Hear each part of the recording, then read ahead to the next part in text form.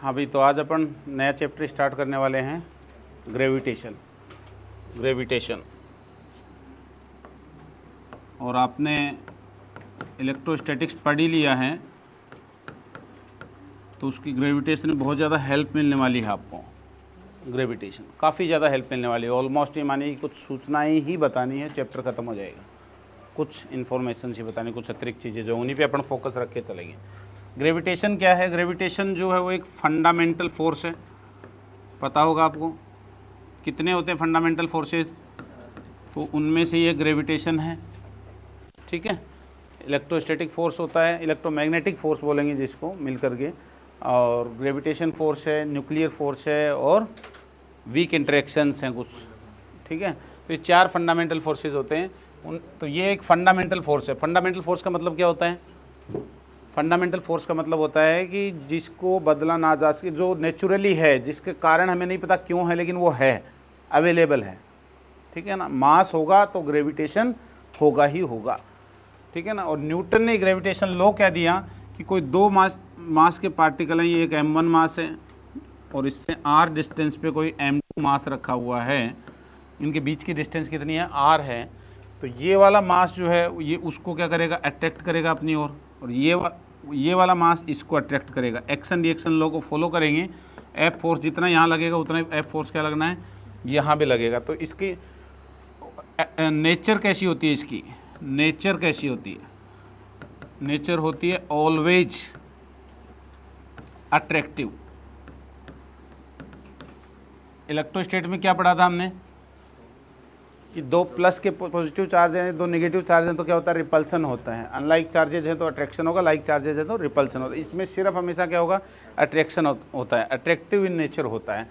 और इस फोर्स की जो वैल्यू होती है वो होती है F = G(m1), पढ़े हो ना आप छोटी क्लासों में, ये अपॉन r²। वेक्टर फॉर्म भी वैसे ही लिखा जाएगा इसका, तो G(m1 m2) r²। ये फोर्स होता है। दो मासेज है, मासेज के प्रोडक्ट के क्या होता है? प्रोपोर्शनल होता है, और डिस्टेंस के स्क्वायर के इन्वर्सली प्रोपोर्शनल होता है।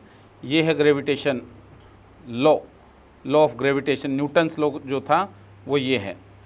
ठीक है, अब अपन आते हैं ग्रेविटेशनल फील्ड के ऊपर। नोट कर लिया क्या इसको? करते चलो फटाफट लिखते चलो। G(m1 m2) r², ये न्यूटन्स लॉ ऑफ ग्रेविटेशन। किसका लॉ है ये? न्यूटन्स लॉ, न्यूटन ने दिया था। न्यूटन्स लॉ ऑफ ग्रेविटेशन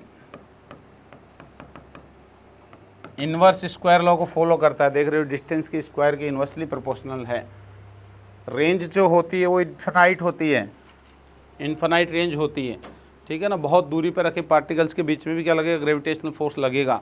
लेकिन स्ट्रेंथ वाइज कैसा होता है? थोड़ा वीक होता है। इलेक्ट्रोमैग्नेटिक फोर्स से तो काफ़ी वीक होता है। 10⁻42 10⁻38 टाइम्स पावरफुल होता है electrostatic force rather than gravitational force. ठीक है, तो वो ज़्यादा पावरफुल है। तो इसलिए ये ऑब्जर्व जो है वो बड़ी चीज़ों के लिए ही ऑब्जर्व हो पाता है। और न्यूटन ने ये भी कहा था, अपना रूल खोजा था तब, कि every object of this universe attracts the other object. भाई हर मास दूसरे मास को क्या करता है? अट्रैक्ट करता है। तो every object of this universe attracts the other object, but it is not the cause of people's falling in love. लोग एक दूसरे के प्यार में पड़ जाते हैं, इसका कारण बोला ग्रेविटेशन नहीं है। कहीं कोई कह दे कि मैं तो ग्रेविटेशन हो रहा है, मेरा तो अट्रैक्शन हो रहा है, अट्रैक्ट कर रहा हूँ, उसका भी मास है, मेरा भी मास है। ठीक है ना, तो ऐसा कारण नहीं है। It is not the cause of people's falling in love, but every object of this universe attracts the another object. अभी ये बोर्ड जो है हमें अट्रैक्ट कर रहा है, कुछ ना कुछ फोर्स लगा रहा है हमारे ऊपर, इसका मास है इसलिए, और बोर्ड पे हम लगा रहे हैं। हर ऑब्जेक्ट दूसरी ऑब्जेक्ट पे क्या लगाती है? ग्रेविटेशन फोर्स लगाती है। लेकिन वो काउंटेबल नहीं होता, बहुत थोड़ा होता, क्योंकि जी की वैल्यू क्या होती है? जी की वैल्यू कितनी होती है? 6.62 × 10⁻11 होती है। ठीक है, तो -11 होती है। तो जब तक m1 m2 का प्रोडक्ट +11 नहीं आएगा, +11 का मतलब होगा 10⁻11 किलोग्राम स्क्वायर, तो कितने किलोग्राम मल्टीप्लाई करो तब 10⁻11 बनेगा। समझ सकते हो? लाखों किलो चाहिए आपको। ठीक है, तब जाके फील आएगा 1 न्यूटन का। 1 न्यूटन फोर्स का, ठीक है ना। 1 न्यूटन फोर्स कितना होता है जानते हो? 1 न्यूटन फोर्स कितना होता है जानते हो क्या? 1 न्यूटन फोर्स कितना होता है? हैं? 1 kg मास जो होता है, 1 kg मास जो होता है उसको ग्रेविटी में रखा जाए तो उस पर फोर्स कितना लगेगा? mg। तो g न्यूटन का फोर्स लगेगा। अरे कितने का फोर्स लगेगा? ऐसे लगेगा ना, g न्यूटन का फोर्स लगेगा जो है 10। तो देख लो आप 1 किलो से तो 10 ग्राम के आसपास बैठेगा क्या 1 न्यूटन? 100 ग्राम के आसपास। तो देख लीजिए आप, तो इतना कम होता है। खैर चलो आगे चलते हैं। ग्रेविटेशनल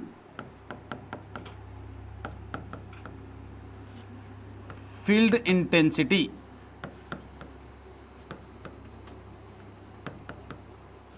ग्रेविटेशनल फील्ड इंटेंसिटी क्या मतलब है? वही जो इलेक्ट्रिक फील्ड इंटेंसिटी का था। ये क्या है आपके पास में? कोई क्या है? मास है। कोई क्या है? मास दिया हुआ है आपको यहाँ पे, और इस मास की वजह से क्या है, किसी पॉइंट पे हमें क्या देखनी है? इलेक्ट्रिक फील्ड इंटेंसिटी देखनी है। इससे किसी डिस्टेंस पे, इस पॉइंट P पे इलेक्ट्रिक फील्ड इंटेंसिटी देखनी है इस मास की वजह से। ये मास है, एक मास टुकड़ा भी हो सकता है, मास का कोई क्या हो सकता है? सिस्टम हो सकता है, बहुत सारे मासेस भी रखे हो सकते हैं, ठीक है। ये सारे के सारे क्या हो गए अब हमारे गेस्ट और होस्ट थ्योरी में जाएं तो ये सारे सारे क्या हो गए? होस्ट का बिहेवियर देंगे, और यहाँ आने वाला है हमारा गेस्ट। कौन?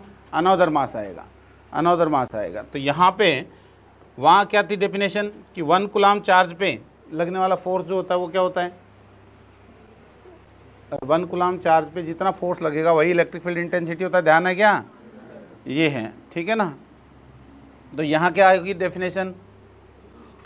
इस P पॉइंट पे 1 kg का मास रखा जाए तो उस 1 kg मास के ऊपर लगने वाला फोर्स इस मास सिस्टम की वजह से वो क्या कहलाएगा? इस पॉइंट की ग्रेविटेशनल फील्ड इंटेंसिटी कहलाएगा।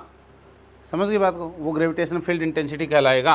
तो मान लीजिए ग्रेविटेशनल फील्ड इंटेंसिटी जो है वो G से रिप्रेजेंट की जा रही है, G से, G वेक्टर से। तो कितने हो जाएगी? कितनी हो जाएगी? अरे फील्ड इंटेंसिटी को G से रिप्रेजेंट कर रहे हैं तो फोर्स m मास रखूँ मैं यहाँ ला करके, तो m मास पे लगने वाला फोर्स कितना हो जाएगा? mg। वहाँ क्या था? QE, यहाँ क्या हो जाएगा? mg हो जाएगा। बस इतना ही काम है। Q की जगह क्या आएगा? m आएगा, E की जगह g आ जाएगा। बाकी कहानी वही की वही है, सारे कैलकुलेशंस भी वही की वही है। फोर्सेज भी, खास कर फोर्स देखिए वहाँ क्या था? K Q1 Q2 upon R square था। वैसा ही तो है कुछ, Q1 Q2 की जगह M1 M2, K की जगह कांस्टेंट G, डिस्टेंस R का स्क्वायर। तो कैलकुलेशंस भी वैसे ही चलने वाले हैं जैसे वहाँ चले थे, वही कैलकुलेशंस यहाँ पर भी चलने वाले हैं। तो फील्ड इंटेंसिटी की डेफिनेशन क्या हो गई कि field intensity at any point due to a system of mass और ए सिंगल मास जो भी हो is defined as force on unit mass at that point. उस पॉइंट पे यूनिट मास रखा हो, उस पे लगने वाले फोर्स जो होगा वो उस पॉइंट की इंटेंसिटी कहलाएगा। और m मास रख दोगे तो इंटेंसिटी क्या हो जाएगी? mg हो जाएगी। डायरेक्शन किधर होगी इंटेंसिटी की? डायरेक्शन किधर होगी? ऑलवेज टुवार्ड्स मास सिस्टम, या यूँ कहूँ होस्ट की तरफ, ठीक है। हमेशा मास सिस्टम की तरफ। अट्रैक्टिव है ना नेचर में, तो ये अट्रैक्टिव ही होगी। हमेशा डायरेक्शन किधर होगी? इसकी ओर होगी। समझ में आई बात? हमेशा इसकी ओर। नोट करते चलो, नोट करते चलो।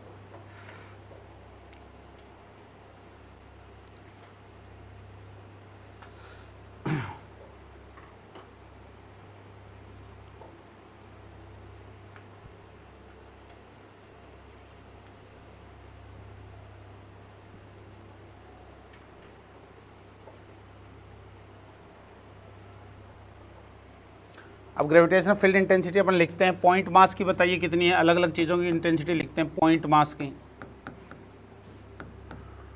पॉइंट मास की ग्रेविटेशनल फील्ड इंटेंसिटी कितनी होगी? पॉइंट पार्टिकल था ना, पॉइंट चार्ज, उसकी वजह से इलेक्ट्रिक फील्ड इंटेंसिटी कितनी थी, के क्यू अपॉन आर स्क्वायर। तो यहाँ पॉइंट मास की वजह से कितने, के की जगह क्या लिखेंगे, जी एम, M1 M2 क्यों, एम ही आएगा, तो G M upon R square, यही तो आएगा फॉर्मूला, यही तो आएगा। और वेक्टर फॉर्म में लिखोगे तो, वेक्टर फॉर्म में लिखोगे तो क्या लिखोगे, G M R vector upon are cube, अरे आर कैप लगाओगे ना, आर कैप की जगह क्या लिखा जा सकता है, आर वेक्टर अपॉन आर, और माइनस का साइन जरूर आएगा, क्यों, अट्रैक्टिव है, आर वेक्टर दूर की ओर होगा, अवे फ्रॉम इट, तो उसका अपोजिट अट्रैक्टिव नेचर है ना, इसलिए हमेशा साइन क्या लगेगा, माइनस का साइन लगेगा, ठीक है ना। आर्क की वजह से बताइए कितना होगा, वहां कितना था आर्क की वजह से, 2 K lambda upon R sine theta by 2, तो यहाँ क्या होगा, 2 G lambda upon R sine theta by 2। Ring की वजह से बताइए कितना होगा, रिंग की वजह से, कोई मैसिव रिंग हो मास की, एम मास की रिंग हो यूनिफॉर्मली, तो वहां तक क्या था formula, K Q X upon R square plus x square की होल पावर 3/2। तो वैसे यहाँ क्या बनेगा कि के की जगह G M X upon R square plus x square की होल पावर 3/2, ऑलवेज अट्रैक्टिव होगा, ध्यान है ना, माइनस आर कैप लगेगा वेक्टर में लगाओगे तो सबके अंदर। और कहाँ पे मैक्सिमम हो जाती है, कहाँ पे मैक्सिमम हो जाती है, r/√2 पे, तो ये भी r/√2 पे मैक्सिमम होगी, वही ग्राफ, वही चीज़ें, सारी चीज़ें वही आएंगी। अरे समझ गए ना बात को। ऐसे ही किसकी वजह से, इनफाइनाइट लॉन्ग वायर की वजह से, वायर की वजह से, वायर की वजह से क्या था, वायर हटाओ आर्क बनाओ, निकाल पा सकते हो। ऐसे ही किसका निकलेगा, डिस्क का निकलेगा, डिस्क के लिए भी वही फॉर्मूला होगा, डिस्क के लिए, डिस्क का क्या फॉर्मूला था वैसे, हैं, वायर इनफाइनाइट लॉन्ग वायर ले तो ये इनफाइनाइट के लिए मैं लिख देता हूँ, वैसे सब, वैसे सारा आना चाहिए आपको। इनफाइनाइट लॉन्ग वायर का क्या था, 2 के लेमडा अपॉन आर, तो 2 G lambda upon R, that's it, ठीक है ना। डिस्क की वजह से बताइए, हैं, sigma upon 2 epsilon not 1 minus x upon root of are square plus, या इसको कोस थीटा कहा था हमने, अरे यही तो है। सिग्मा क्या था वहाँ, चार्ज डेंसिटी थी, तो यहाँ क्या बन जाएगा, मास डेंसिटी बन जाएगा, मास पर यूनिट एरिया, ठीक है ना, डिस्क के एरिया पे मास जो होता, ठीक है। एप्सिलॉन की जगह क्या होगा, इसकी जगह चेंज करना पड़ेगा, जी की फॉर्म में 1/4 पाई एप्सिलॉन नॉट बनाइए के, अरे 1 तो पाई से क्या किया, ऊपर नीचे मल्टीप्लाई किया, 2 पाई से कर दीजिए, ये लो, तो ये 1/4 पाई एप्सिलॉन नॉट क्या बन गया, के, तो इसकी जगह क्या लिख देंगे हम, जी, तो 2 pi G sigma 1 minus x upon root of are square plus x square, ये तो कर लोगे चेंज इस तरह के, ठीक है। सब में यही निकालना है, ऐसे ही करना है। इनफाइनाइट सीट की वजह से,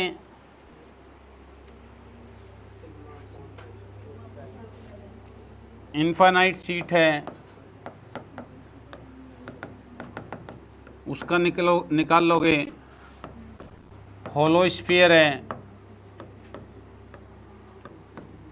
उसका निकाल लोगे, निकाले थे हमने ये सब, सॉलिड स्फीयर है, सॉलिड स्फीयर है, सॉलिड स्फीयर का कितना आया था, सॉलिड वाला याद रखो, याद तो सारे रखने हैं, काम आएगा बहुत। अंदर की ओर इलेक्ट्रिक फील्ड कितना था, inside K q r by r cube, K q r by r cube, तो G M r upon are cube, अरे यही तो आना है अंदर। और आउटसाइड कितना आएगा, outside G M by R square, simple, K Q by R square वाला ही है, ठीक है। तो याद रहेंगी ये सब चीज़ें, कर पाओगे आराम से? ठीक है, होस्ट का काम ख़त्म। हेडिंग डाल दो gravitational potential.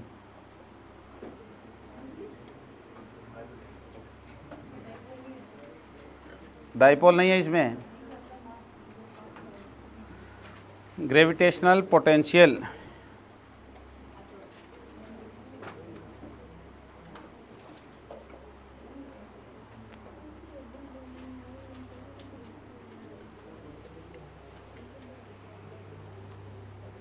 Gravitational potential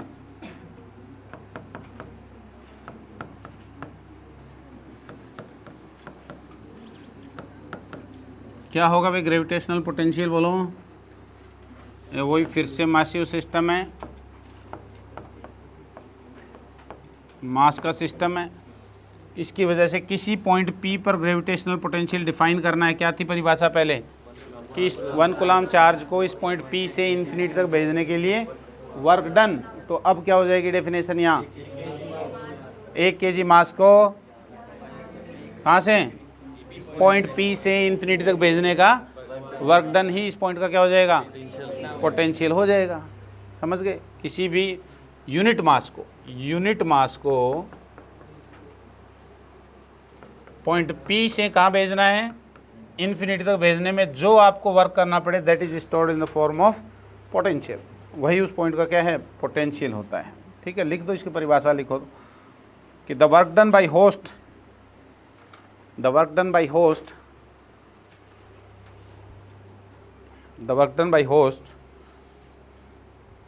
on unit guessed mass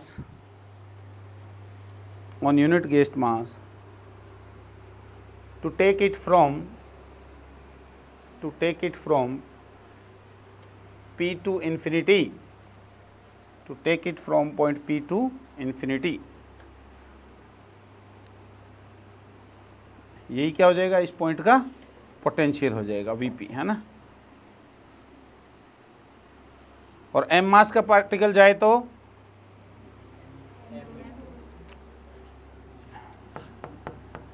if a particle of mass m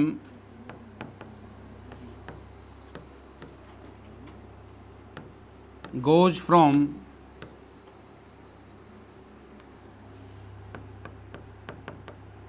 point A to B in gravitational field, gravitational field में जाए तो क्या करोगे? वर्क डन कितना होगा बोलो? m into VA minus VB। वहाँ क्या था? Q into VA minus VB, तो वो यहाँ हो जाएगा m into VA minus VB।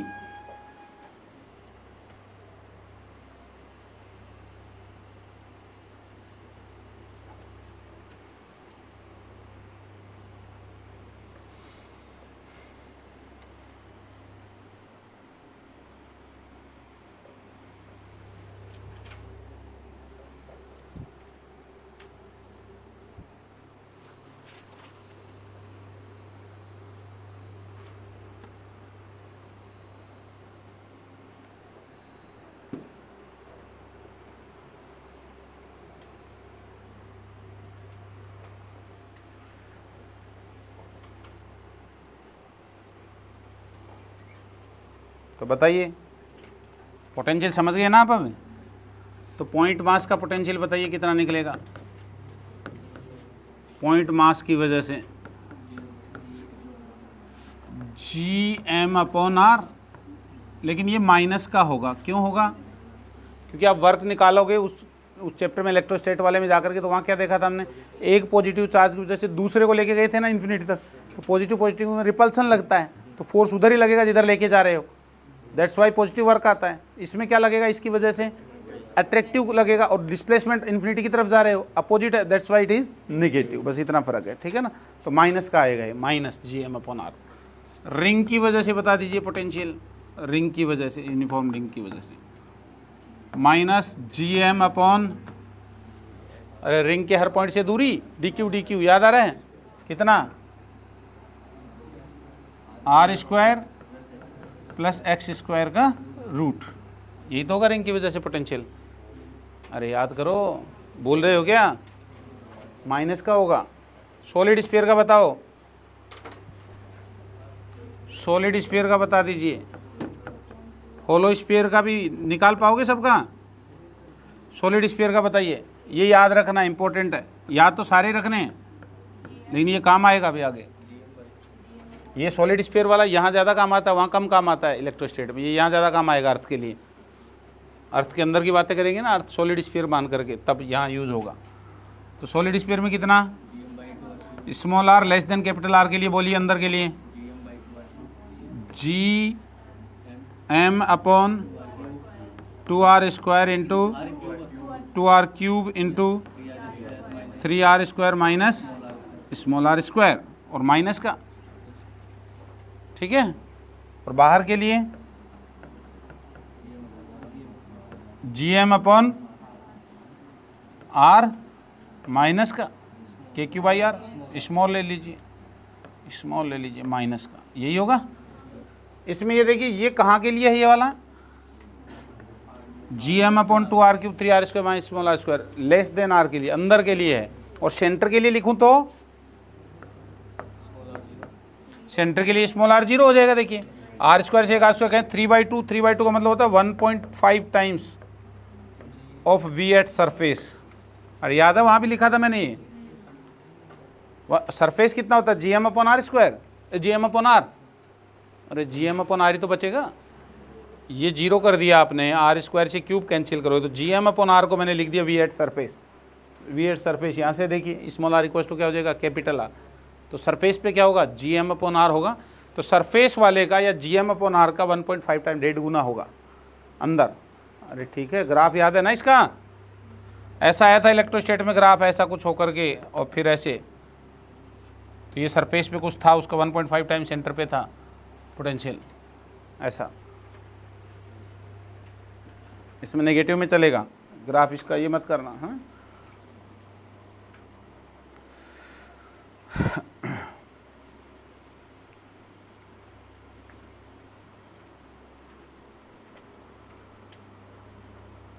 Gravitational field को किससे लिख रहे हैं हम? जी से लिख रहे हैं, जी से, स्मॉल जी से।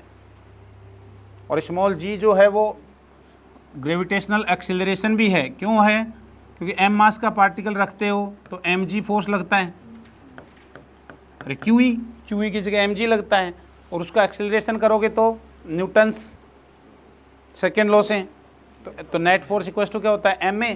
तो इसी mg को F इक्वल टू क्या करते हो आप? ma करते हो, तो a ही g के बराबर आता है ग्रेविटेशन में। अरे आता है कि नहीं देख लो आप, ग्रेविटेशनल एक्सेलरेशन होगा वही नेट एक्सेलरेशन भी होगा। इसलिए इसको क्या लिख देते हैं? a को g लिख देते हैं। ग्रेविटेशनल फील्ड को जिससे रिप्रेजेंट किया वही ग्रेविटेशनल एक्सेलरेशन। वहाँ क्या था? वहाँ ये फोर्स mg जो QE बन रहा था, तो वहाँ एक्सेलरेशन अलग आता है, QE/m आता है। अरे QE/m आता है एक्सेलरेशन, लेकिन यहाँ mg से mm कैंसिल हो गए, a बराबर g आता है। यहाँ एक्सेलरेशन जो ग्रेविटेशन एक्सेलरेशन है वही ग्रेविटेशन फील्ड इंटेंसिटी भी है।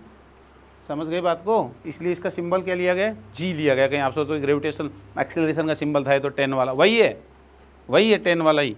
Gravitation acceleration, gravitation field, symbol वही है, ठीक है ना? ये ध्यान रखना है। चले आगे, रिलेशन बताइए जी और वी के अंदर। जैसे ई और वी के अंदर रिलेशन था, वैसे ही relation between G and we.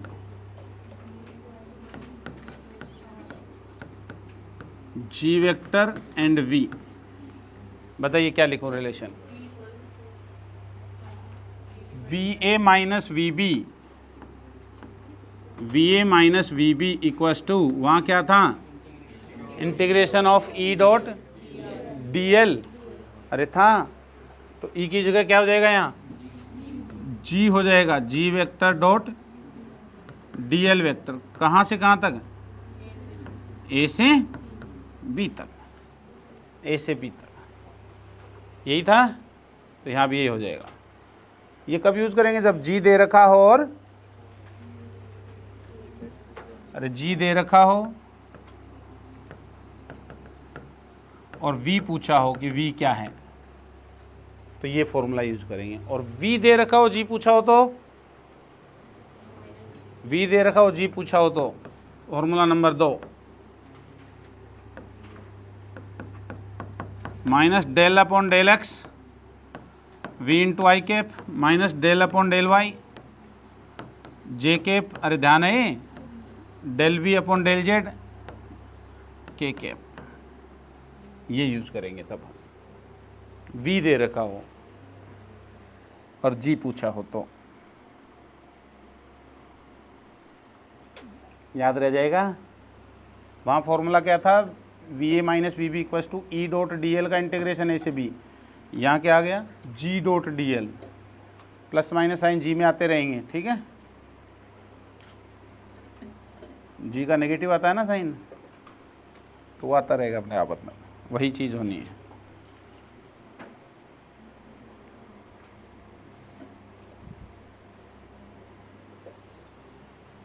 चलें आगे, पोटेंशियल ख़त्म।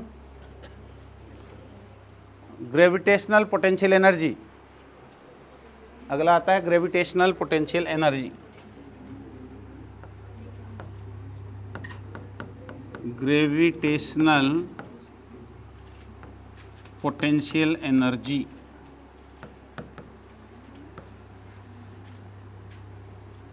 ग्रेविटेशनल पोटेंशियल एनर्जी, कितने फॉर्मूले थे ग्रेविटेशनल पोटेंशियल एनर्जी के, कितने फॉर्मूले डेराइव किए थे, 3। बोलो क्या कहते, पहला क्या था, हैं 0.7 सिस्टम के लिए, पेयर के लिए, है ना, Q1 Q2 के लिए। तो वैसे यहाँ M1 और M2 के पेयर के लिए, 2 मासेस के पेयर के लिए, बोलो क्या होगी, माइनस की होगी, वहाँ प्लस की थी, पॉजिटिव चार्ज थे तो, और अपोजिट नेचर के थे तो अट्रैक्ट कर रहा था तो नेगेटिव आ रही। एक बात हमेशा याद रखना पोटेंशियल एनर्जी में, बड़ी बात है कि अट्रैक्टिव नेचर है तो हमेशा क्या होगी, नेगेटिव पोटेंशियल एनर्जी होगी, और रिपल्सिव है तो क्या कहेंगे, पॉजिटिव एनर्जी है, रिपल धक्का, काम करने की एबिलिटी है उसमें, ठीक है ना। और नेगेटिव अट्रैक्शन है तो क्या कहेंगे हम, नेगेटिव पोटेंशियल एनर्जी है खींचने की, ठीक है ना। जैसे आप देखते हो ऑर्बिट के अंदर, फर्स्ट ऑर्बिट में माइनस 13.6 इलेक्ट्रॉन वोल्ट होती है इलेक्ट्रॉन की एनर्जी, तो नेगेटिव होती है, that's why he is bounded, he नहीं इट इज़ बाउंडेड, ठीक है ना। उस वजह से वो क्या होता है, बाउंडेड रहता है, इलेक्ट्रॉन वहाँ बाउंडेड रहता है, माइनस 13.6, उसको प्लस 13.6 दे दो तो कहाँ चला जाएगा, इन्फिनिटी पे चला जाएगा, आयनाइजेशन हो जाएगा उसका, ये तो बोलते हो आप, या कुछ और दे दो थोड़ा आयनाइजेशन एक्साइटेशन हो जाएगा उसका, ठीक है। तो नेगेटिव एनर्जी है, नेगेटिव है मतलब बंधा हुआ है, बंधा हुआ है मतलब अट्रैक्शन है, अट्रैक्शन है मतलब नेगेटिव है। कैसे ही समझ लो इस बात को, आपको ये इन्फॉर्मेशन मिल जाए कि नेगेटिव पोटेंशियल एनर्जी है, दैट मीन्स फोर्स कैसा है, अट्रैक्टिव है नेचर में, ठीक है ना, अट्रैक्टिव नेचर में है। वो ग्राफ से भी आपको याद होगा, इलास्टिसिटी में हमने पढ़ा था, यदि आपको याद आ रहा हो तो, अट्रैक्टिव और रिपल्सिव वहाँ लिए थे अपन ने, याद करो नीचे, और फिर वो रिपल्सिव हो जाता है ऊपर जाकर, बहुत ज़्यादा पास आते हो तो, ठीक है। तो हमेशा ध्यान रखना, पोटेंशियल एनर्जी नेगेटिव मतलब अट्रैक्शन, ठीक है ना, पॉजिटिव मतलब रिपल्सन, और रिवर्स भी आपको पता चल जाएगी, अट्रैक्शन हो रहा है तो नेगेटिव आएगी, रिपल्सन हो रहा है तो पॉजिटिव आएगी, ये चीज़ को ध्यान रखना है हमेशा। दूसरा फॉर्मूला क्या था हमारा, ये इसका वैल्यू क्या हो जाएगी, Gm1m2 अपॉन R, सिंपल है ना, देखो ये चैप्टर है कोई। दूसरा फॉर्मूला बताओ, हैं कुछ का फॉर्मूला था,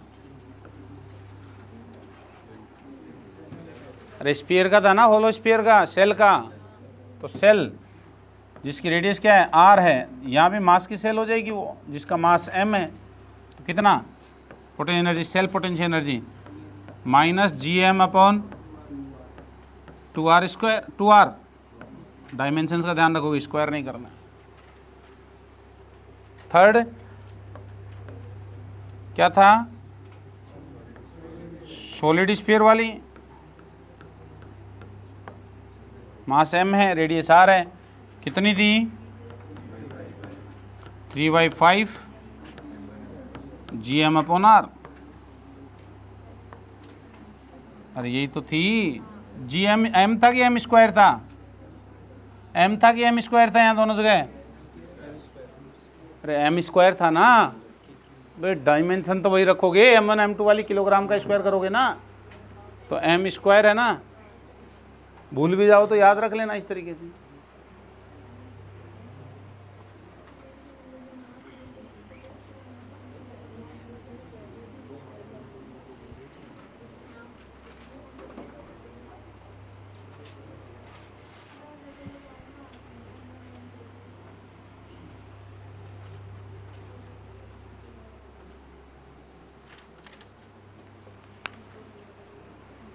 चले आगे,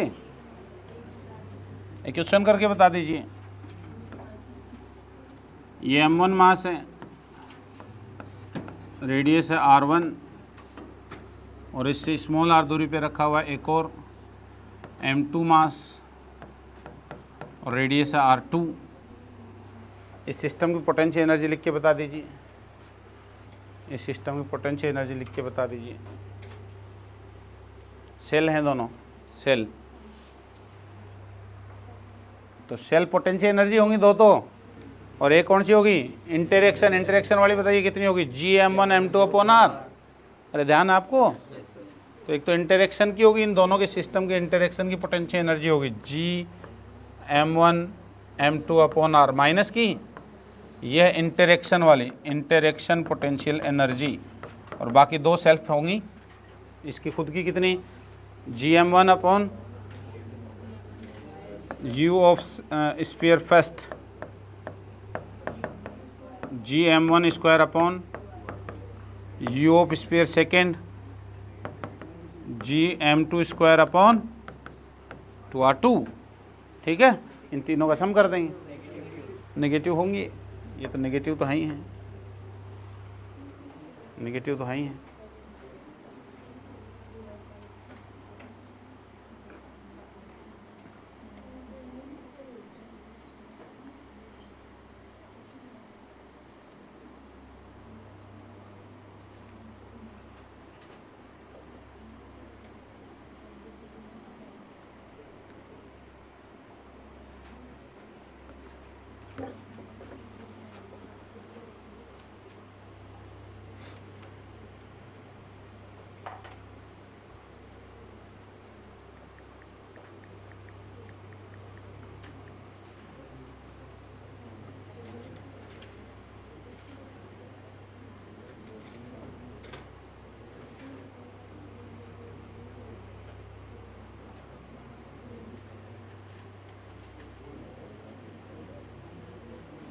कर लिया भाई।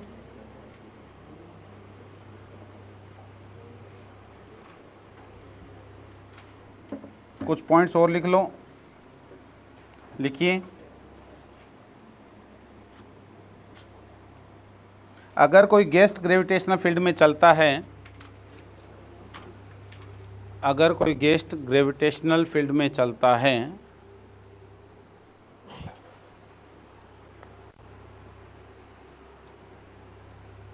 तो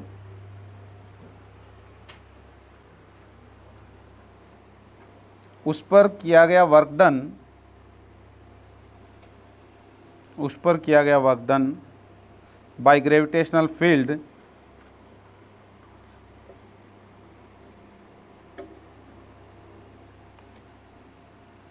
तीन तरीके से निकाला जा सकता है, तीन तरीके से निकाला जा सकता है।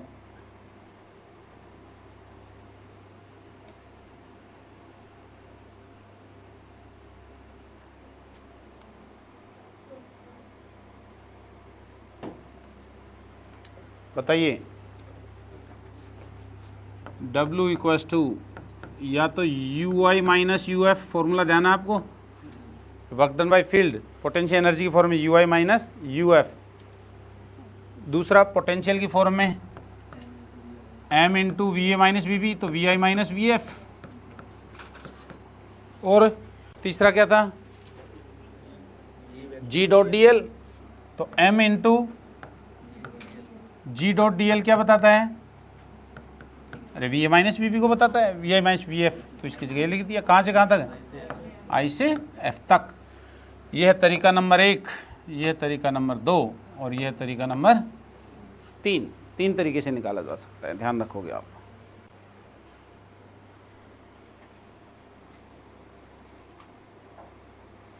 कोई सा न कोई सा पता होना चाहिए, तीनों में सवाल आएगा तो वर्क निकालने का, ठीक है ना, उसी से सवाल निकल जाएगा।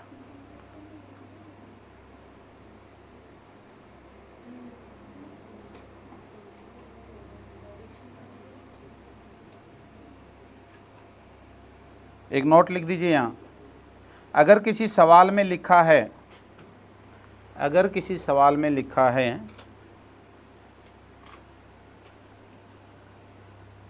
अगर किसी सवाल में लिखा है work done against gravitational field, work done against gravitational field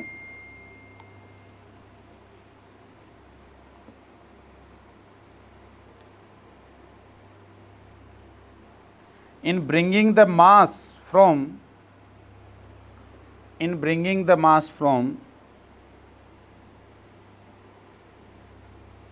A to B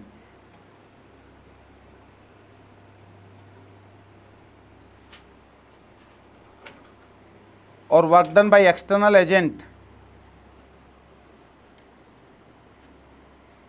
or work done by external agent or work done or work need to be done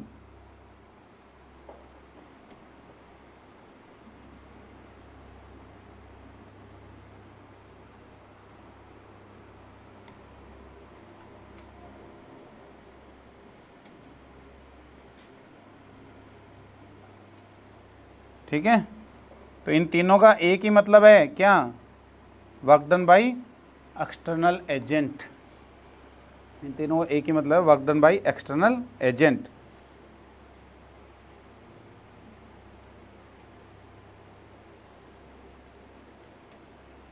अरे पूछे work need to be done, पूछे bring against कितना work करना पड़ेगा gravitational field के against, gravitational field तो अपना काम कर ही रहा है, उसके अगेंस्ट कितना वर्क करना पड़ेगा आपको, तो अगेंस्ट तो वो खींच रहा है, उसके अगेंस्ट रोकने में वर्क करना पड़ेगा ना, एक्सीलरेट ना हो जाए ताकि वहाँ तक आने के लिए, तो अगेंस्ट करना पड़ेगा, वो एक्सटर्नल वर्क ही है, ठीक है। और एक्सटर्नल वर्क और इंटरनल वर्क में पता है ना, फील्ड वाले वर्क में और एक्सटर्नल वर्क में क्या रिलेशन, नेगेटिव का रिलेशन है, जब तक आप काइनेटिक एनर्जी में कोई चेंज नहीं करते हो तब तक। याद है, net work done equals to change in kinetic energy, तो work done by field plus work done by external agent equals to zero आता है, चेंज जीरो आता है काइनेटिक एनर्जी का। तो नेगेटिव का रिलेशन का हमेशा ध्यान रखना, इसका गलती नहीं करनी है, ठीक है, कि क्या पूछा है कैसे पूछा है, ये है। अगला पॉइंट लिख लो, वर्क एनर्जी मत भूलना, वर्क एनर्जी मत भूलना,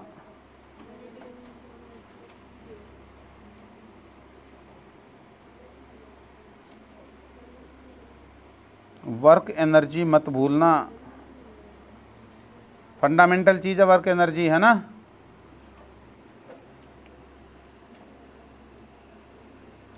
you I minus U F कब लगाओगे, you I minus U F initial minus final work के लिए, मल्टीपल चार्ज सिस्टम हो, बहुत सारे चार्जेस रखे हों, अरे किए थे ना, ट्राइंगल पे रखे हैं, रेक्टेंगल पे रखे हैं, ऐसे मल्टीपल चार्ज सिस्टम हो, या स्फीयर का इन्फ्लेशन हो रहा हो, किया था ना पीछे, लिख लो ये बात, you I minus U F किसके लिए लगाएंगे, ये लिख लीजिए point, multiple charge system, multiple charge system और इन्फ्लेशन, चार्ज नहीं रहे, समझ गए आप, पार्टिकल सिस्टम और इन्फ्लेशन ऑफ स्फीयर हो रहा हो, स्फीयर इन्फ्लेशन हो रहा हो, ये है।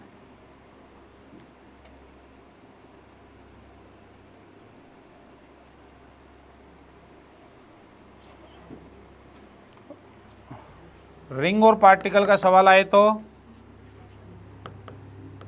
अरे रिंग है ये पार्टिकल है,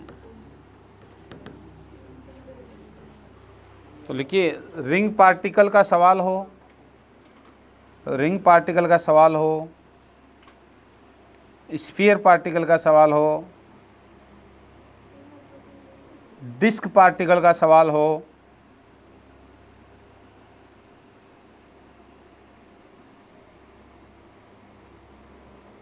और वहाँ इलेक्ट्रिक फील्ड में डाइपोल और पार्टिकल का सवाल हो, इलेक्ट्रिक फील्ड में, इसमें नहीं होता डाइपोल, वहाँ इलेक्ट्रिक फील्ड में डाइपोल और पार्टिकल का सवाल हो, यहाँ नहीं होते हैं, ब्रैकेट में लिख लेना। तो वर्क किससे निकालेंगे, तो work W equals to M into V I minus V F से निकालेंगे, इसी फॉर्मूले को यूज करना है। अरे कौन सा कब यूज करना है ये भी तो पता होना चाहिए आपको, ऐसे सवाल आएंगे तो ये यूज करोगे आप।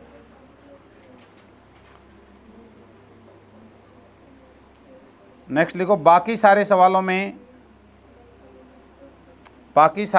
में वर्क डन, बाकी सारे सवालों में वर्क डन, ये लिख लो W इक्वस टू, ये लिख लो, इससे निकालेंगे नंबर 3 से, W equals to mg.dl ICF तक इंटीग्रेशन से निकालेंगे।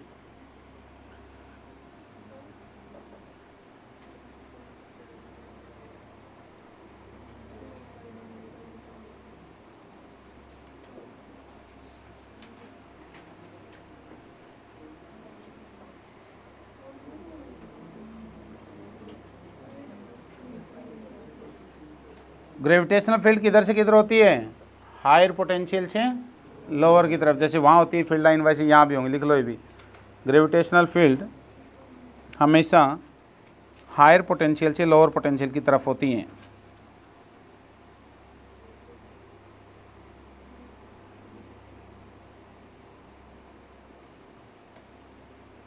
और इसी में लिख दीजिए कोई भी मास हमेशा किधर से किधर जाएगा? HP से LP, हायर पोटेंशियल से लोअर, वहाँ चार्ज जाता था HP से LP, पॉजिटिव चार्ज है ना, यहाँ कोई भी मास जाएगा। अब मास पॉजिटिव नेगेटिव तो होता नहीं है। बाकी फील्ड लाइंस वाली वही सारी बातें, डेंसिटी जो है वो किसको रिप्रेजेंट करेगी? फील्ड लाइंस की डेंसिटी स्ट्रेंथ को रिप्रेजेंट करेगी, जहाँ ज़्यादा डेंस होंगी वहाँ स्ट्रेंथ ज़्यादा होगी, कम होगी, वही कहानियाँ सारी सेम टू सेम, ठीक है, same to same.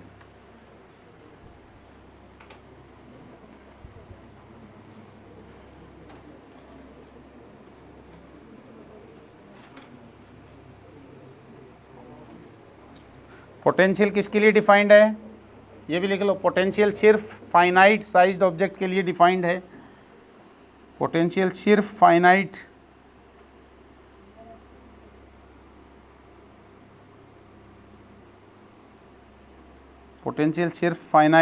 Sized object के लिए डिफाइंड है। इनफाइनाइट ऑब्जेक्ट्स के लिए पोटेंशियल डिफरेंस की बात करेंगे। इनफाइनाइट ऑब्जेक्ट्स के लिए किसकी बात करेंगे? पोटेंशियल डिफरेंस की बात करेंगे।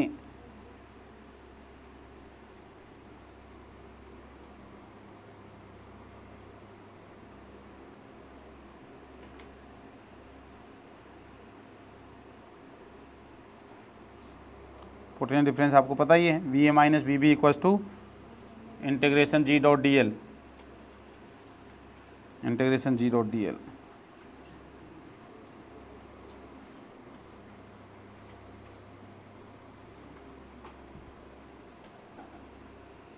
कर पाओगे?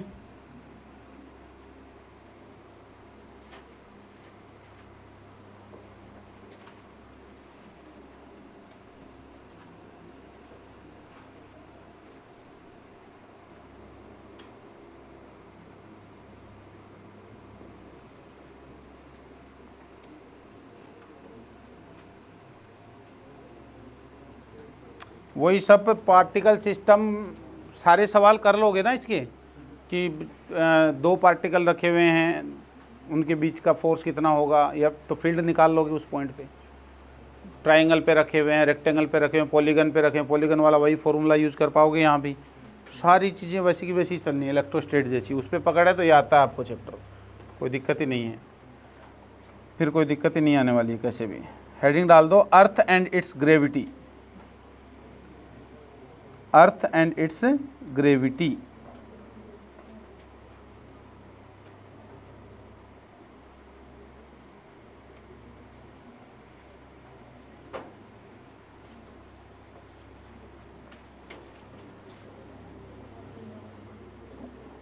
अर्थ एंड इट्स ग्रेविटी। तो लिखिए we will assume earth a uniform solid sphere. We will assume earth a uniform solid sphere. Earth को क्या मानेंगे? यूनिफॉर्म सॉलिड स्फीयर मानेंगे।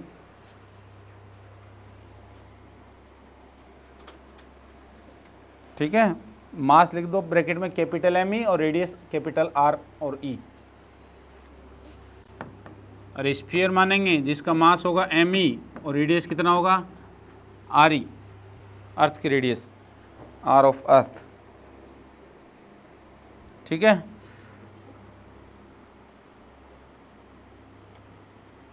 सेकंड लिख दीजिए, gravitational field due to earth is also known as, gravitational field due to earth is also known as, gravitational field due to earth is also known as gravitational field intensity, gravitational क्या लिखा, gravitational field due to earth is also known as acceleration due to gravity. वो intensity तो है ही, intensity तो है ही, साथ में क्या लिखो, अरे इंटेंसिटी तो बोलते ही हैं, as acceleration due to gravity, G vector.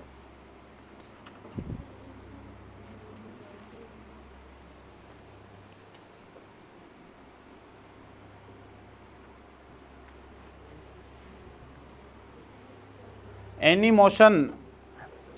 motion under earth gravity is, any motion under only earth gravity, under only earth gravity is, under only earth gravity is called as free falling object। क्या बोलेंगे उसको, free falling object. Even satellite को भी क्या बोलेंगे, free falling object, सिर्फ अर्थ की gravity में उसकी बात कर रहे होंगे तो फ्री फॉलिंग ऑब्जेक्ट बोलते हैं। अरे फ्री फॉलिंग ऑब्जेक्ट काइनेमेटिक्स में पढ़े थे ना, फ्री फॉलिंग ऑब्जेक्ट बोलते हैं, कोई भी मोशन हो रही हो अर्थ की ग्रेविटी में, सिर्फ अर्थ की ग्रेविटी में हो रही है और कोई फोर्स नहीं ले रहे हैं, तब उसको फ्री फॉलिंग ऑब्जेक्ट बोलते हैं। नेक्स्ट लिखिए, rotation of earth is not considered, rotation of earth is not considered until given, जब तक नहीं दिया जाए तब तक रोटेशन को शामिल नहीं करेंगे हम, रोटेशन की बातें नहीं करेंगे, यार नहीं बखेरेंगे कि रोटेट कर रही है अर्थ, जब तक चर्चा ना करें, जब तक चर्चा ना करें।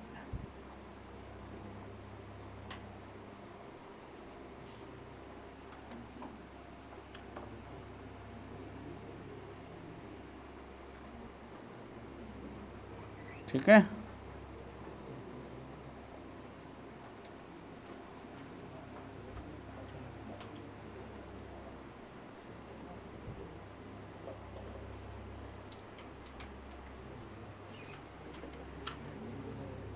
तो gravitational field due to earth निकालते हैं अपन, ग्रेविटेशनल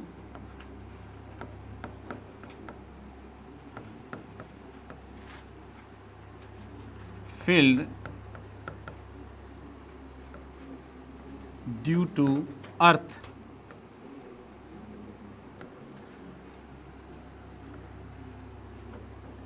निकालते हैं।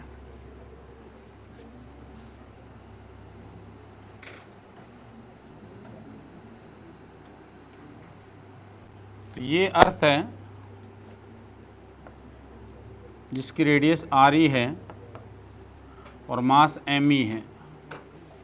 ठीक है, इसकी वजह से निकालते हैं। तो सबसे पहली बात तो आपको ये ध्यान आनी चाहिए कि हॉरिजॉन्टल वर्टिकल क्या होता है, हॉरिजॉन्टल वर्टिकल क्या होता है बताइए। अरे इसकी जो रेडियस निकलेगी ना, इसकी जो रेडियस निकलेगी ये क्या होता है, ये सब क्या है, जो भी इसकी रेडियस निकल रही है यहाँ से, ये सब डायरेक्शन कैसी डायरेक्शन है, वर्टिकल डायरेक्शन है। क्योंकि आप यहाँ खड़े होगे तब यहाँ ऐसे ही तो खड़े होगे यहाँ, तो ये आपके लिए वर्टिकल है। यहाँ आप खड़े होगे तो ऐसे खड़े होगे, तो यहाँ आपके लिए ये वर्टिकल है। 3D में स्फीयर के ऊपर जहाँ भी आप खड़े होगे वही आपका क्या है, रेडियली हो गया ना, वर्टिकल आपका रेडियली डायरेक्शन में हो गया, तो ये वर्टिकल है। और इसके परपेंडिकुलर जो होगा वो क्या होगा, ये कौन सी डायरेक्शन है, हॉरिजॉन्टल। ये यहाँ हॉरिजॉन्टल है, ये यहाँ हॉरिजॉन्टल। हॉरिजॉन्टल कोई एक नहीं है कि इधर ही हो गया, जहाँ आप खड़े हो उसके परपेंडिकुलर जो रेडियस के परपेंडिकुलर है वो क्या है, हॉरिजॉन्टल है, अदरवाइज वर्टिकल है। हॉरिजॉन्टल और वर्टिकल किसके लिए डिफाइन किए गए, हमेशा ग्रेविटी के लिए ही डिफाइन किए गए। इसीलिए मैं कहता हूँ सवालों में हॉरिजॉन्टल वर्टिकल का जिक्र हो तो किसकी बात करेंगे अपन, ग्रेविटी को शामिल कर लेते हैं, अन्यथा शामिल नहीं कर। या तो जी दिया होगा, लिखेगा कि जी का यूज करो, या हॉरिजॉन्टल वर्टिकल जैसे वर्ड बोलेगा। ठीक है, हॉरिजॉन्टल वर्टिकल अर्थ के लिए होते हैं, समझ गए बात को। एक्सिस कौन सी होती है अर्थ की? अरे अर्थ की एक्सिस कौन सी होती है? अर्थ के नॉर्थ पोल और साउथ पोल को मिलाने वाली जो लाइन होती है वो क्या होती है? अर्थ की एक्सिस होती है। ये वाली जो दिख रही है ये अर्थ की क्या है? एक्सिस है। नॉर्थ पोल है, ये क्या है? साउथ पोल है। इनको मिलाने वाली जो ये लाइन है ये क्या कहलाएगी? इसकी एक्सिस कहलाएगी, अर्थ की एक्सिस। और इसके परपेंडिकुलर जो होता है वो इक्वेटोरियल प्लेन होता है, ये वाला इक्वेटोरियल प्लेन होता है, समझ गए क्या? Equatorial plane. इसके परपेंडिकुलर ऐसे काटोगे तो प्लेन बनेगा ना, तो वो कौन सा प्लेन होता है? इक्वेटोरियल प्लेन होता है, ये ध्यान रखना है। ठीक है, इक्वेटोरियल प्लेन होता है। नोट कर दो, नोट करते चलो, बनाते चलो।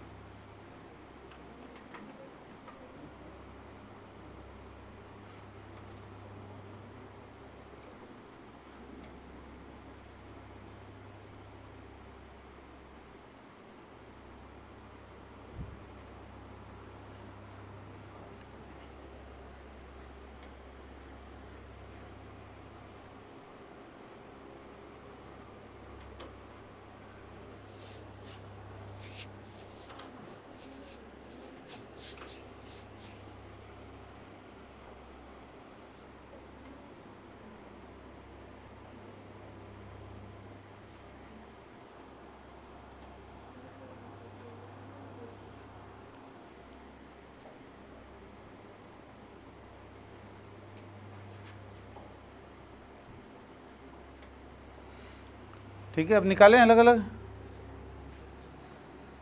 अब ये हमारी अर्थ है,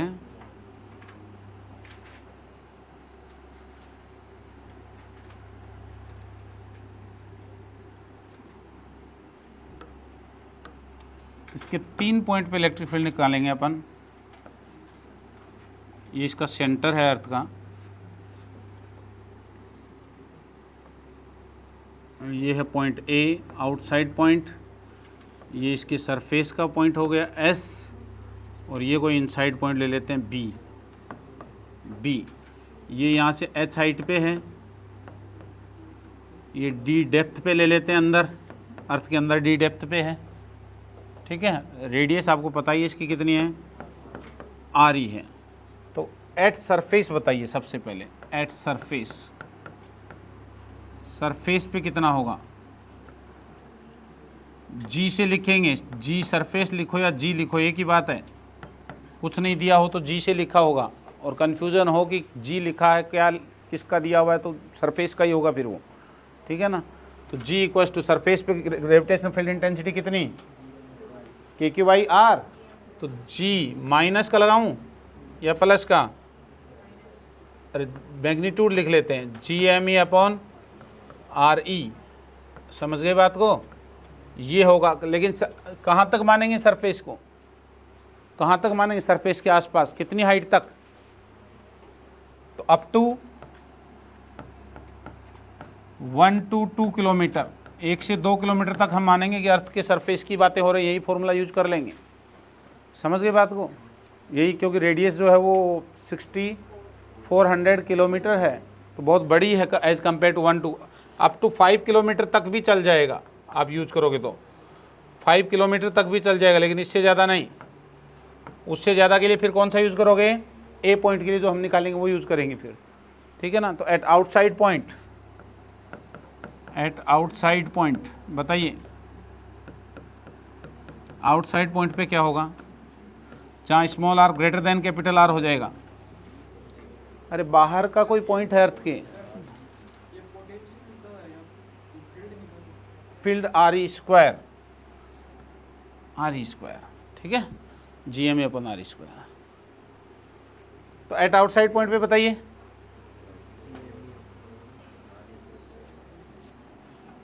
तो जी आउटसाइड पॉइंट या जी एट पॉइंट ए लिखूंगा तो मैं फॉर्मूला लिखूंगा G M E upon R E plus H का स्क्वायर। अरे बोलो, G M E upon R E plus H का स्क्वायर लिखूंगा।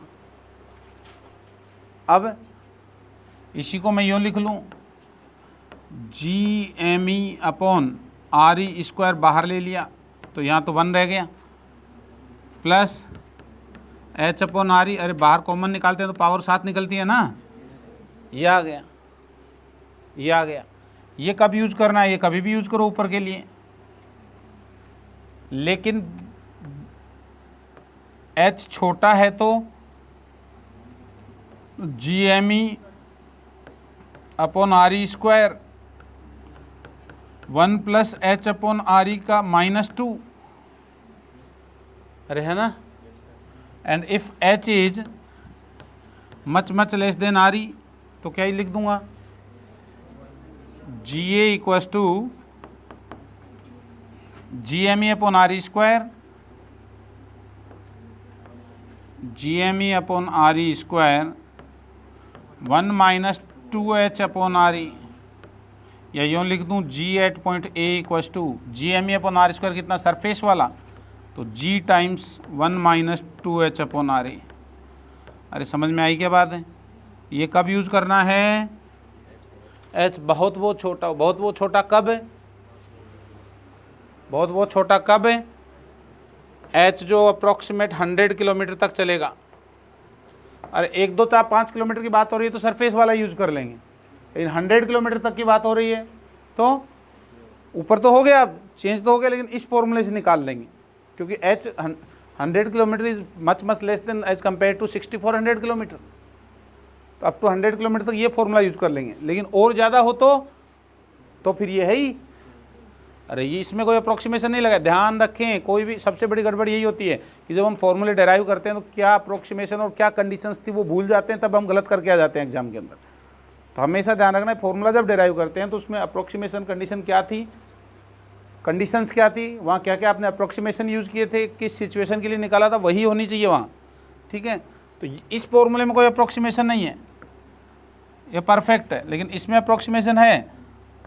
तो अप टू 100 किलोमीटर के आसपास के लिए क्या लोगे, G1 minus 2h upon R ई।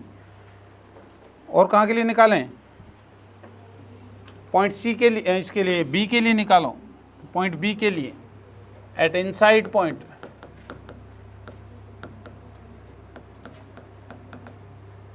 बताइए, जहाँ small R less than capital R E हो जाए, ये स्मॉल आर हो गया यहाँ, अरे इसके लिए तो ये स्मॉल आर हो गया ना, ये स्मॉल आर हो गया यहाँ, ये दूरी। तो यहाँ के लिए बताइए, इस पॉइंट के लिए बी के लिए, G at point B, G M E R upon R E cube, अरे यही तो फॉर्मूला था। तो क्या लिख दूँ इसको, G at point B equals to G M E, R को क्या लिख दूँ, स्मॉल आर को आर ई माइनस डी लिख दूँ क्या, अरे ये पूरी रेडियस आ रही थी, उसमें डी घटा दो तो ये आएगा, तो are E minus D divided by are E cube.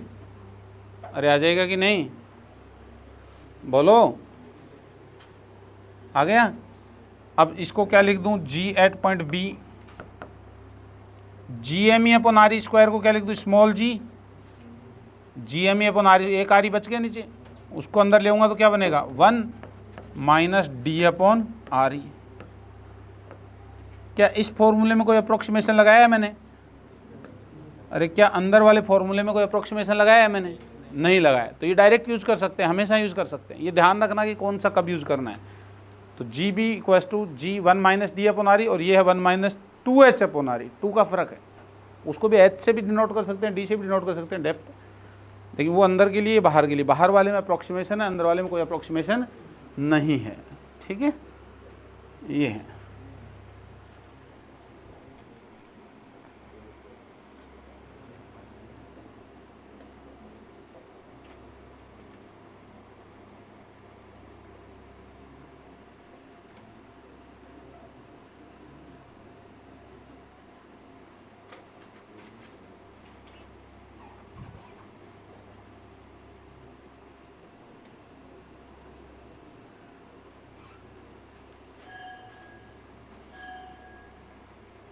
एक क्वेश्चन करके बताइए, क्वेश्चन करके बताइए। Find out the distance of A point. लिख लो लिख लो, जल्दी लिखो जल्दी लिखो।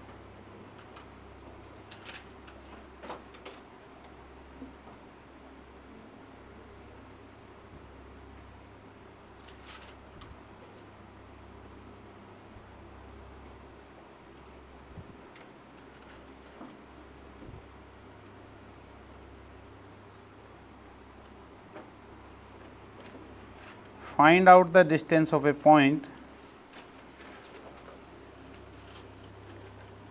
from surface of earth, from surface of earth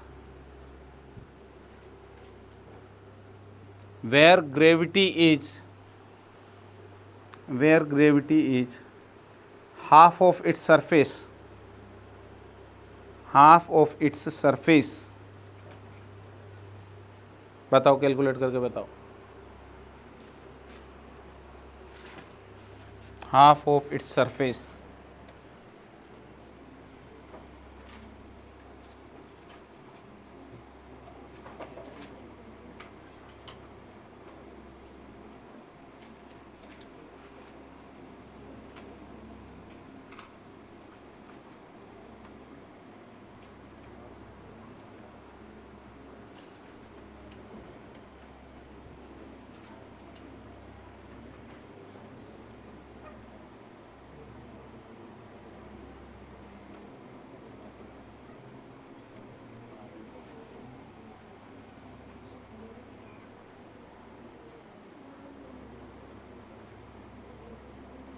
कितना आया?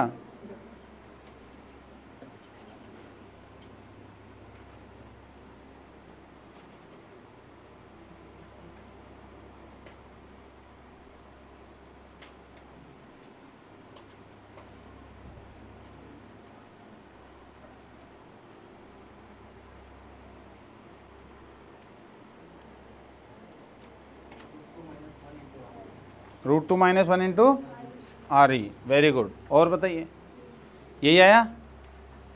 आ गया क्या सबका? 2 पॉइंट आएंगे ऐसे, अंदर भी आएगा। अरे अंदर भी आएगा। ग्राफ याद है ना इलेक्ट्रिक फील्ड वाला? वो कैसा ग्राफ था? अंदर प्रोपोर्शनल है, बाहर ऐसा है, तो 2 पॉइंट आएंगे ना जहाँ आधी हो जाएगी वो। एक ये पॉइंट होगा अंदर का, एक ये बाहर का पॉइंट होगा आउटसाइड द सरफेस। ठीक है, तो अंदर पहले बाहर निकालते हैं, आउटसाइड। आउटसाइड पे कितना आएगा बताओ? आउटसाइड के लिए कौन सा फॉर्मूला लगाएंगे? कितना? GME upon RE plus H का होल स्क्वायर, या वो लगा सकते हैं कि G small g 1 - 2H upon RE। अरे लगाएंगे क्या? वो नहीं लगाएंगे। पता ही है कहाँ की पूछ रहे हैं। कहाँ पे आधी हो जाएगी? तो तुरंत तो आधी होनी नहीं है सरफेस के आसपास तो। अरे समझ गए क्या? तो वो लगाएंगे तो ख़त्म हो जाएगा मामला। तो क्या आ जाएगा? H की वैल्यू कितनी है? H की वैल्यू कितनी? क्या पूछा है? H निकालना है। ये G कितना हो जाए? G/2 हो जाए। G क्या हो जाए? G/2 हो जाए। G/2 का मतलब क्या है? G की वैल्यू कितनी थी? GME अपॉन RE स्क्वायर था, उसकी हाफ हो जाए, equals to GME upon RE plus H का होल स्क्वायर। तो ये कैंसिल हो गया आपके पास। तो क्या आ जाएगा? √2 RE इक्वस टू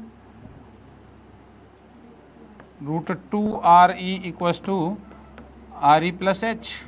तो H equals to √2 - 1 into RE। Simple. और कहाँ निकालें? अंदर निकालें, इनसाइड पॉइंट। तो इनसाइड के लिए फॉर्मूला कौन सा है? डायरेक्ट यूज कर सकता हूँ मैं उसको। 1 - G times 1 - H upon RE। और यही तो फॉर्मूला है अंदर के लिए। तो H कितना? H ले लो या G ले लो, जो भी ले लो। तो H कितना है अंदर के लिए? H तो निकालना है, H निकालना है। तो G अंदर कितना हो जाए? G/2। तो G/2 equals to G 1 - H upon RE। Cancel. निकाल लोगे H? कितना आया? हाफ। ये कितना आ जाएगा? H upon R E equals to half H equals to R E by 2। अरे समझे क्या? तो एक आंसर आ गया आर ई बाई 2, एक आ गया √2 - 1 आर ई, बाहर और अंदर के लिए। कर पाओगे ऐसे? ये है, ये आ जाता है।